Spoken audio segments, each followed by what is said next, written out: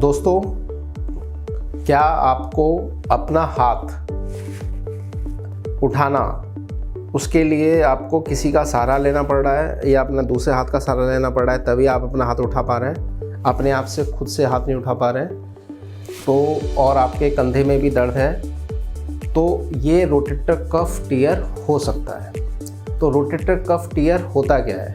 नमस्कार दोस्तों, मैं doctor Himanshu Gaur, doctor Gaur ortho shoulder clinic, Sukhdev Vihar, New Delhi से। तो आज हम इस बारे में बात करते हैं रोटेटर कफ टियर।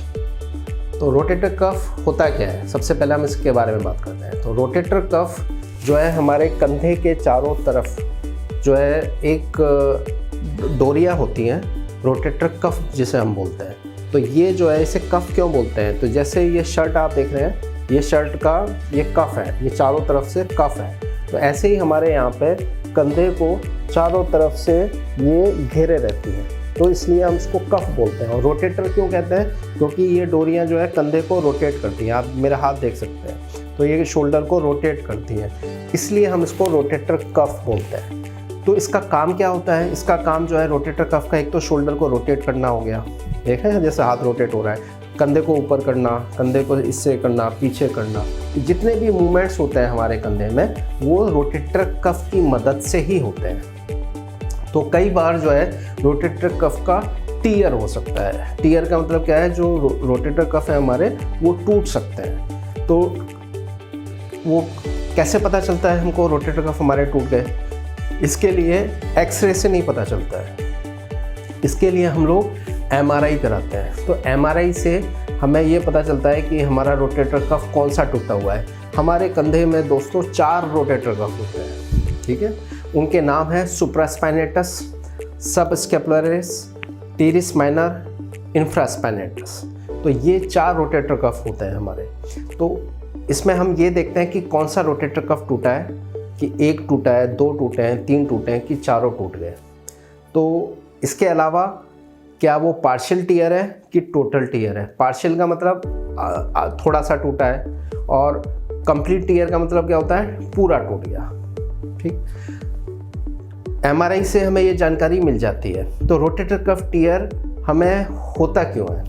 या तो कोई स्पोर्ट्स इंजरी हो, उसके दौरान हमें चोट लग गई, या फिर हमारा कोई एक्सीडेंट हो गया तो उसकी वजह से भी रोटेटर कफ टियर हो सकता है। और कई बार ऐसा कुछ नहीं होता है, उसके बाद भी रोटेटर कफ टियर हो सकता है। जैसे कि कुछ हमारी कंधे की कंडीशंस हैं, जैसे कि फ्रोजन शोल्डर या कंधा जाम होना। अगर कंधा हमारा लंबे समय तक जाम हो गया तो उससे भी रोटेटर कफ हमारे धीरे धीरे वीक होते जाते हैं और वो टूट जाते हैं। दूसरा कारण हो सकता है जैसे कि बुजुर्गों में होता है, एल्डरली पेशेंट्स जो होते हैं, ज़्यादा उम्र जिनकी हो जाती है, क्योंकि हमारी बॉडी में जैसे जैसे हमारी उम्र बढ़ती है तो डीजनरेशन स्टार्ट हो जाता है। जैसे आपने सुना होगा घुटने में डीजनरेटिव ऑस्टियोआर्थराइटिस, ऐसे ही हमारे कंधे में क्या होता है, इसमें भी रोटेटर कफ होते हैं, वो धीरे धीरे वीक होने लगते हैं उम्र के साथ, एज के साथ, और वीक होके वो धीरे धीरे टूटने शुरू हो जाते हैं। तो उसको हम बोलते हैं डीजनरेटिव रोटेटर कफ टियर। तो अगर ऐसी प्रॉब्लम आती है तो इसका समाधान जो है, अगर वो पार्शियल टियर है, पार्शियल का मतलब है पूरा टियर नहीं हुआ है और 50% से कम है, 50% से कम टियर है, तो फिर हम ऐसे केसेस में कंजर्वेटिव ट्रीटमेंट करते हैं। अगर शर्त यह है कि पेशेंट अगर स्पोर्ट्स प्ले नहीं करता है, अगर वो स्पोर्ट्स पर्सन नहीं है और हैवी वेट उठाने वाला काम उसका ऐसा जॉब नहीं है, तो ऐसे केसेस में हम कंजर्वेटिव ट्रीटमेंट ट्राई कर सकते हैं। तो कंजर्वेटिव ट्रीटमेंट का मतलब क्या होता है? जिसमें हम मेडिसिन्स देते हैं, कुछ मेडिसिन्स देते हैं, एक्सरसाइज हम पेशेंट्स को बताते हैं अपने फिजियोथेरेपिस्ट की गाइडेंस से। अपने आप से कोई एक्सरसाइज नहीं करनी होती।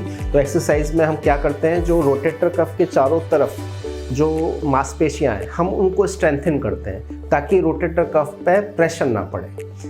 तो इससे जो है जो रोटेटर कफ है वो आगे और ज़्यादा टियर होने के चांसेस कम हो जाते हैं। और आइसिंग वगैरह हम बताते ही हैं। इसके अलावा जिनका 50% टियर हो गया या उससे ज़्यादा टियर हो गया, तो दोस्तों फिर इसमें भी घबराने की कोई बड़ी बात नहीं है, क्योंकि दोस्तों आपके लिए बड़ी खुशखबरी है कि अब जो है सर्जरी जो है पहले की तरह नहीं होती है कि पूरा खोल दिया कंधे को, इस टाइप की कोई सर्जरी नहीं होती है। आजकल जो सर्जरी होती हैं वो जो है उसे बोलते हैं की होल सर्जरी। की होल सर्जरी मतलब वो आर्थ्रोस्कोपी सर्जरीज होती है। उसमें उसे की होल क्यों बोलते हैं? क्योंकि उसमें छोटे छोटे से छेद किए जाते हैं, और वो छेद कितने होते हैं? 5 मिलीमीटर, यानी कि आधा सेंटीमीटर के। आधे सेंटीमीटर के दो या 3 छेद करते हैं, और उसकी मदद से ही पूरे कंधे में आपका जो सर्जरी जो है रोटेटर कफ का, वो उसका रिपेयर कर दिया जाता है with the help of suture anchor.